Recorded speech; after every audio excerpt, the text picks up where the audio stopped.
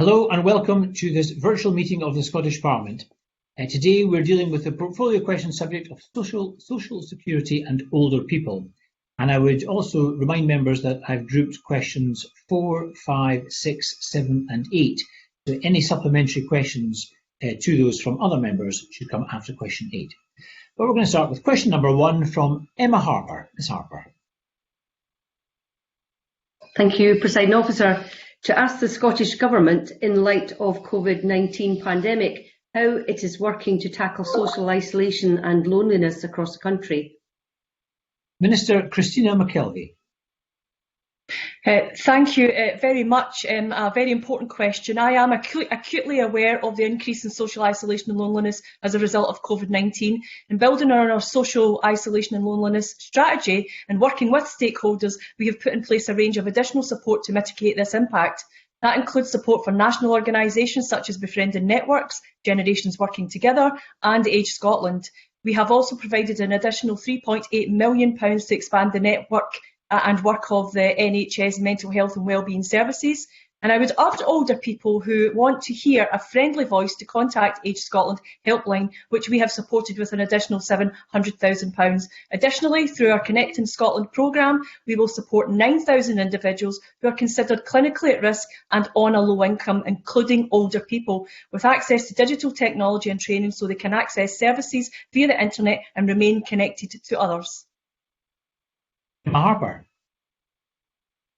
I thank the Minister for that answer. It is really interesting to hear about the digital technology, because we know that people are accessing through Zoom and FaceTime and other outlets. So it would be interesting to hear how the government is working to support people in rural communities like Dumfries and Galloway on learning how to use the technology that they're being supported with. Minister. Yeah, well, thank you again for that supplementary. This is a very exciting programme. The Connecting Scotland project is being delivered by the Scottish Government in partnership with local authorities, including Dumfries and Galloway. Emma Harper will be pleased to hear.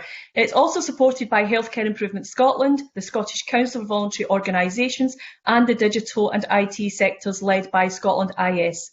Eligible digitally excluded people will be identified by local authorities and third sector organisations and offered a device with a mobile internet data package, which will be delivered to their homes. A digital champion will provide phone and online support for an initial period of 6 months, after which the project will be evaluated to assess support and what is needed on a longer term basis, including in rural areas. Training and support for digital champions is being coordinated by SCVO and will be delivered through local authorities and our very valued third sector bodies. Thank you very much. Question number 2, Jamie Halcrow-Johnson. To ask the Scottish Government what support it is giving to older people who are facing increased fuel bills due to the COVID-19 lockdown. Cabinet Secretary Shirley-Ann Somerville. I recognise how difficult some older people will be finding the current situation, and that is why, despite energy markets being a reserved issue, we have put in place additional support.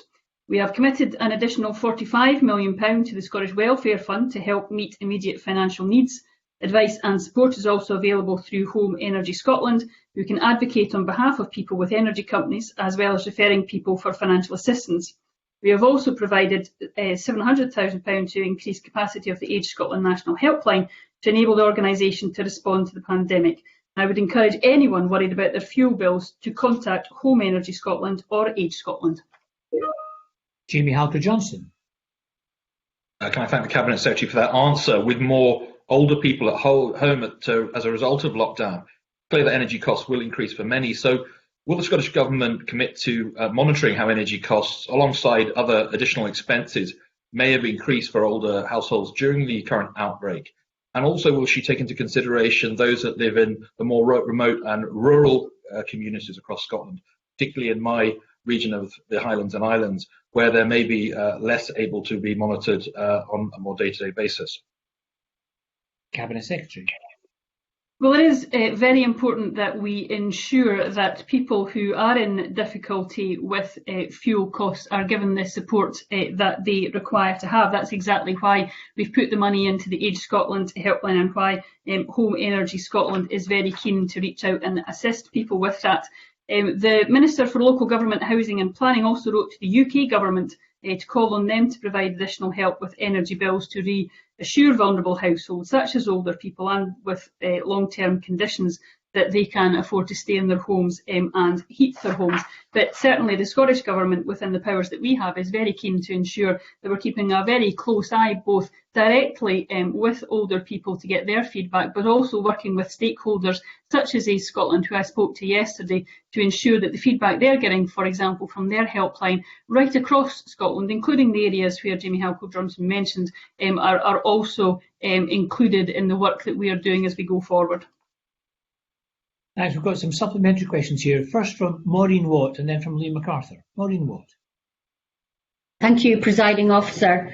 Can I ask the Cabinet Secretary whether, as yet, the UK Government has provided any clarity on whether it is going to give us the 35 million of consequentials that are due to the Scottish Government in respect of this charity support, what effect that might have on the Scottish budget if we don't get this? Cabinet Secretary. So in April, £35 million of consequentials were earmarked to the Scottish Government in respect of charity support direct grants, but this was amended by the Treasury to £25 million at a later date. The First Minister has committed to ensuring that every penny of consequential funding that comes to us is being passed on to support the Scottish response to COVID-19. We've taken swift action to ensure that we properly support our response on the basis of funding expectations that have been created from UK Government announcements. We do have very limited room for manoeuvre within our own budget, which is why the Cabinet Secretary for Finance will continue to make the case to the UK Government for both an increase in funding and flexibility to allow the Scottish Government to respond fully to the crisis. Thank you. Liam MacArthur to be followed by Pauline McNeill. Liam MacArthur.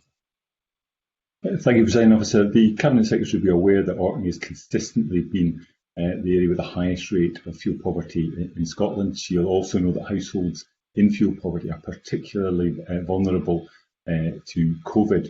So how is the funding that she mentioned earlier being targeted to support those in island and rural areas who are worst affected by high fuel bills? Certainly, I'll take the example of the Scottish Welfare Fund, where the Scottish Government is in very close contact with all the local authorities who, of course, administer the Scottish Welfare Fund, to ensure that they are being supported and encouraged to use the welfare fund as proactively as possible, and encouraging people to apply, and that does include with fuel costs at a time of crisis. But it is very important that we do ensure that this is working for everybody right across Scotland, including Liam MacArthur's constituency. So we'll be very sure to take his points on board as we move forward. Thank you. And Pauline McNeill. Thank you very much, Presiding Officer. What engagement has the Cabinet Secretary had with energy companies in relation to fuel poverty, and in particular for older people, which actually are quite a diverse group of people? Some older people have actually younger people living with them. Would the Cabinet Secretary agree that the energy companies, who have done a decent amount so far, and I've written to all of them, could do more, especially given that they're not dramatically affected by a drop in profits, and they could be expected to do more to help people not build up arrears in their energy or debt for their energy bills? Cabinet Secretary. Well, as I pointed out in my original answer and some of the supplementaries, there is, of course, a reserved issue here where we do require some of the work to be done by the UK Government, and we have indeed welcomed the work that's been done by the UK Government and energy suppliers. And that has been very important as we've moved forward with some of the aspects, such as suspending all disconnections of credit meters and a more flexible approach to the extension of discretionary credit on prepayment meters. But Pauline McNeill raises a very, very important point. There is an obligation not just on governments, but on the private sector, and that very much does include energy companies, to take cognizance of the situation that people are finding themselves in. This is not a time for companies to take a hard line against people, whether it's an older person or anyone that's in fuel poverty, and that's certainly something that the Scottish Government is determined to ensure that they live up to their responsibilities in this issue, just as the government at UK and Scottish Government have to do as well.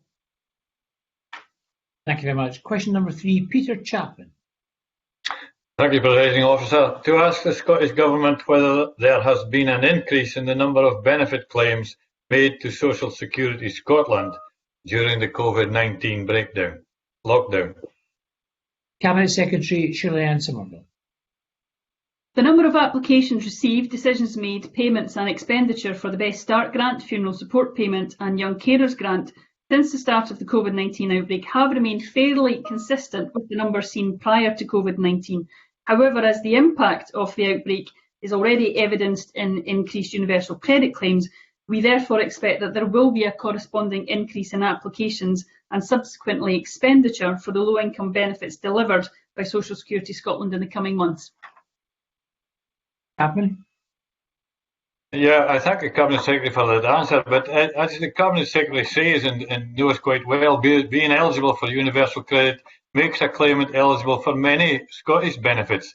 So there has been a huge surge in claims for universal credit. So can the Minister outline why there has not been a similar uptake of benefits that have been devolved to Scotland?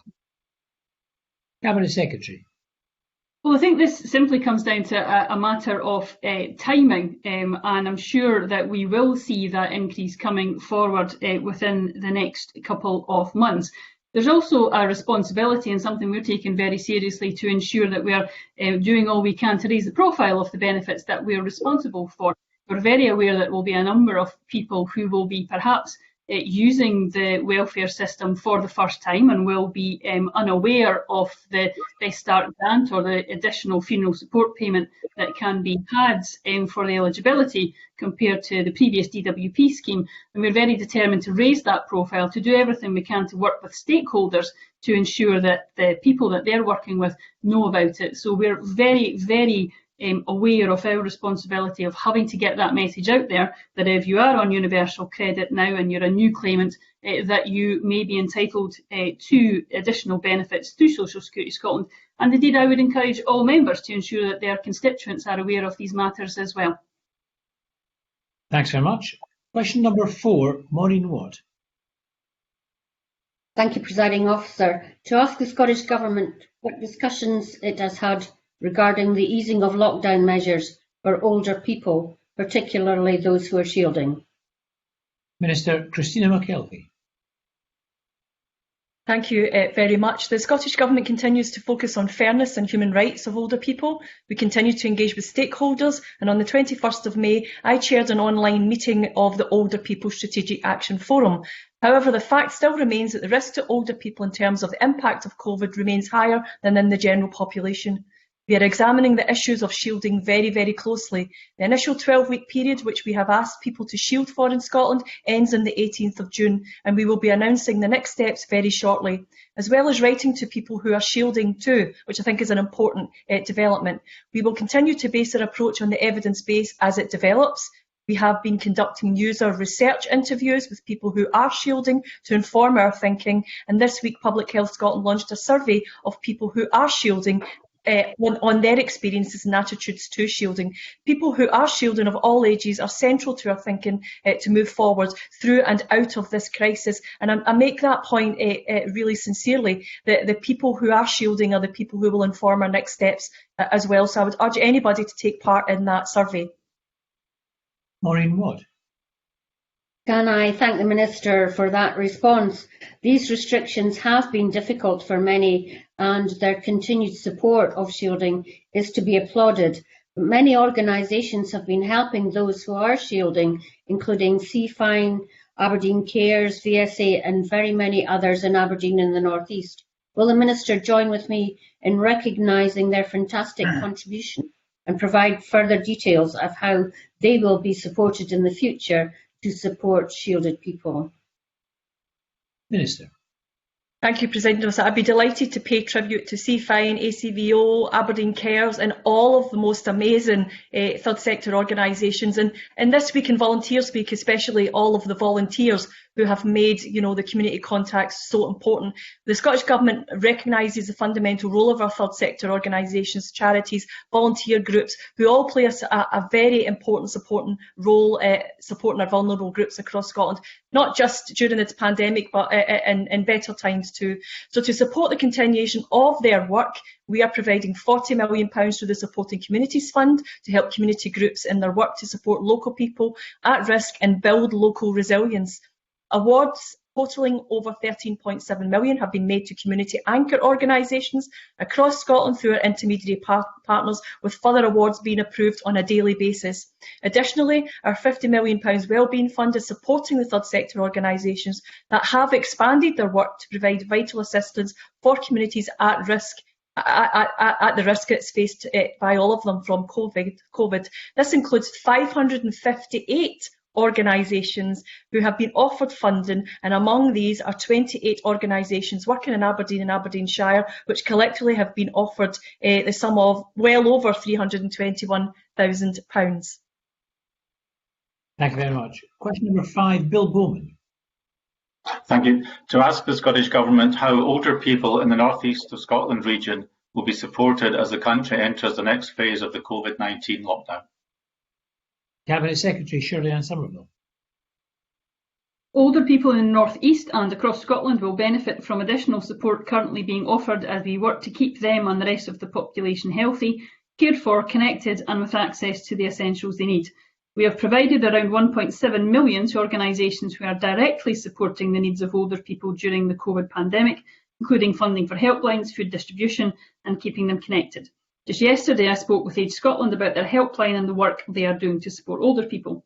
Fairness and the human rights of older people will, of course, remain at the heart of our approach. Bill Bowman. I thank the Cabinet Secretary for that answer. Cabinet Secretary will be aware of the dementia sufferer discharged by NHS Tayside with a DNR form in her belonging, only known about because her family chanced upon it. Now, especially during Dementia Awareness Week, shocking incidents like these will have a real impact on public perception and the morale of elderly COVID sufferers. So in light of that, what will the Cabinet Secretary for Older People do to assure older people and their families that their needs are being taken into consideration and they are not being left behind? Secretary. Well, can I thank the member for this really important question, because everyone should be supported by health and social care services and they should be treated with sensitivity, dignity and respect. Absolutely no one should feel pressured to agree to a specific care plan or to complete a do not attempt CPR form. And I want to make absolutely clear that the COVID-19 outbreak has brought no change to the use of do not attempt CPR forms in the Scottish NHS. So I would encourage everyone to make sure that that message is out there, loud and clear. I do appreciate there has been concern about this issue. The case that the member raises is an extremely concerning one. I understand the Health Board has apologised and rightly so, and are reviewing the circumstances around that specific case. Thank you very much. Question number 6, Alexander Burnett. Thank you, Presiding Officer. And can I ask the Scottish Government what further advice it can provide for people aged over 70 who have no medical conditions on how the easing of lockdown restrictions applies to them? Minister Christina McKelvey. Another very important question. I thank the member for it. The route map published by the First Minister on the 21st of May set out a phased approach to lifting lockdown measures based on a balanced assessment of all the available evidence, with a clear emphasis on health, of course. On the 28th of May, the rules for those who aren't shielding changed, including for older people who do not have a medical condition. This means that they can sit in parks and open areas and can meet up with another household whilst outside. Those over 70 are still classed as being at an increased risk from severe illness from COVID-19 and should be particularly careful in following physical distancing measures along with hand washing and good cough hygiene. Alexander Burnett. Can I thank the Minister for that answer? Now, at this time, the current advice is confusing for essential workers who are aged over 70 and are now being asked to return to work. So can I ask what measures are the government taking to ensure that the guidance is clarified for older people who are concerned for their health and safety, but are being asked to return to work, and how will this be communicated to them? Minister. Yes, Alexander Burnett may have heard my response to part of the response to the question to Maureen Watt about the work we're doing right now to make sure that the shielding advice that comes out for older people is informed by people who are shielding. There's also that additional balance between how do we protect that older group of people who are more at risk, and how do we ensure that they have their own agency and their own independence to do what they need to do. On the particular question around about workplaces, I will take that back to my Fair Work colleagues and just double check what they're doing in that. But I have to say that the survey that was put out this week, if Alexander Burnett has got particular constituents and anybody else across the parties have got particular constituents in this category, could we ask them really to do that survey? Because that survey will then inform our next steps, and it means then for the constituents that Alexander Burnett's worried about, they will have informed the next steps for us, and it would hopefully give them what they need to do, especially those older workers and volunteers as well who want to get back to doing either their good work or their volunteering work too. Thank you very much. Question number 7, Alison Harris. Thank you. Does the Scottish Government have any plans going forward to keep volunteer contact with the elderly people identified during lockdown? Cabinet Secretary Shirley-Ann Somerville. Well, it's very important that we are committed to continuing to support those that are in need, and volunteers will undoubtedly have a critical role to play. Volunteers are delivering essential support to older people, identifying those in need and delivering, for example, food and medicines. And it's important that that support is there if people require it. One aspect of support for local initiatives has been through our Wellbeing Fund, provided from £350 million of support for communities announced at the start of that crisis. In the first round of that fund, 78 projects specifically focused on older people have been funded to a total of £1.7 million. Alison Harris. Thank the Cabinet Secretary for her response. As we move further away from lockdown, phase 4 and beyond, it would be a travesty if we were to let these older people slip back into living a life of chronic loneliness and self-isolation. What further steps can the Minister do to ensure that the network of volunteers built up over the past few months are actually supported and encouraged to continue to be involved in providing what has become a vital service to our older population? Cabinet Secretary. Thank you. As Christina McKelvey pointed out earlier, this is indeed Volunteers Week, and I would also like to pay tribute to the volunteers, whether they've been volunteering for some time or have began volunteering during this crisis, for the fantastic effort that has been put in. Obviously, the government's initial concern was to ensure that volunteer schemes were in place and were being funded. The Cabinet Secretary for Communities, Aileen Campbell, and I are now given very serious consideration to obviously what happens within the next phases that we're now moving forward to, and we will of course update Parliament in due course on those plans. Thank you very much. Question number 8, James Kelly. Thank you, Taff. The Scottish Government, what action has been taken to support older people during COVID-19? Minister Christina McKelvey. Yeah, can I thank James Kelly for that question. He's probably going to hear some of the stuff we've already been saying in the last 7 questions, but additional COVID-related funding for members of our Older People Strategic Action Forum has totalled almost £900,000 and includes around £700,000 to Age Scotland, £41,000 to Generations Working Together, £12,000 to Hourglass, who are formerly Action on Elder Abuse, £10,000 to the LGBT health and wellbeing sector for their older members, £17,000 to Outside the Box, and £2,800 to the Scottish Pensioners Forum, who are doing a great newsletter that goes out on social media every couple of days, and over £110,000 to the Scottish Ethnic Minority Older People's Forum. In addition to that, we recognise that some people need additional assistance. In response to this, we launched a national helpline on the 14th of April to help people at risk access essential help if they do not have family or other support, for example, such as helping people with essential food and medication, emotional support, and contact with local volunteers group, who again have done an amazing job. James Kelly.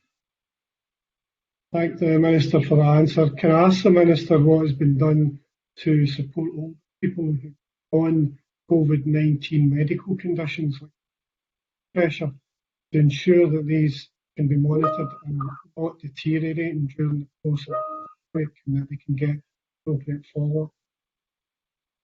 Minister, I hope you heard that question. Minister? I don't think I did. I didn't. It was pretty intermittent. So I only caught, was it health conditions? Exactly. It was making sure that people got the appropriate medical follow-up with underlying health conditions. Yes. Well, absolutely. If obviously the work that we are doing along with the Older People Strategic Action Forum, there's a thread of that is all about health and social care as well, and the work that we do there. We've obviously had to, as Jean Freeman's explained, a number of occasions, suspend a lot of our normal processes as far as screening programmes and looking after older people is a big part of that. The work that we're doing now alongside health colleagues is to ensure that that then starts to gradually build back up again. And the Older People's Action Forum have been very a key partner in making sure that we start to do that right and we start to open up the right ones soon. But if James Kelly's got a particular interest locally with in his constituency area or in his region, I would be quite keen to hear about that, because if there's something specific, then it means that we can address it. So if James Kelly would like to drop me a note, that would be really helpful. Thanks very much, Minister. That's a very good idea. I was going to go back, but I think the line quality was pretty poor, so I didn't want to extend. But can I thank all members and the Minister for their contributions, and I'm going to suspend proceedings there, and we're going to resume with portfolio questions on finance at 2:30. So this meeting is suspended. Thank you.